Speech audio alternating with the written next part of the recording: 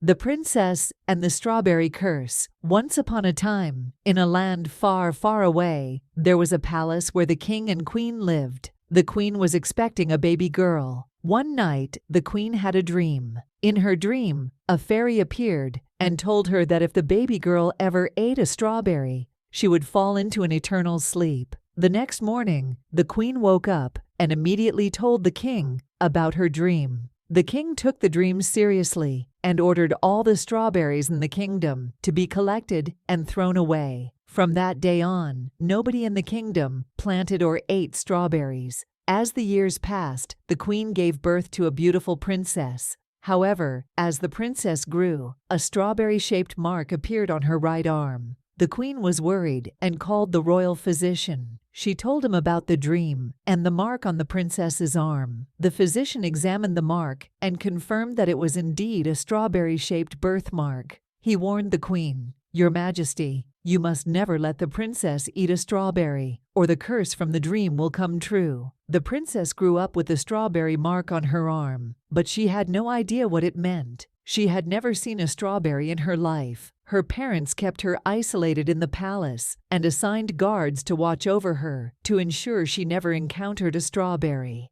As the princess reached her teenage years, she became curious about the world outside the palace. She longed for adventures and wanted to explore the forest. One day, she managed to sneak away from her guards and ventured into the forest alone. In the forest, the princess marveled at the beauty of nature. She touched the leaves, listened to the birds sing, and felt the wind on her face. But as she wandered deeper into the forest, she suddenly felt dizzy. Her stomach growled, and her vision blurred. Before she knew it, she collapsed to the ground. Hours later, her guards found her unconscious and rushed her back to the palace. The queen, who had recovered from her illness but was still frail, was devastated to see her daughter in such a state. The royal physician was summoned, but he couldn't explain the cause of the princess's condition. Desperate for a solution, the king issued a proclamation throughout the kingdom. He declared that anyone who could cure the princess and awaken her from her deep slumber would not only be rewarded, but also allowed to marry her. Young men from all over the kingdom came to the palace, each claiming to be a skilled physician. But none of them could find a cure, and they all ended up in the dungeon. The king and queen were in despair until a young man named Amit arrived at the palace.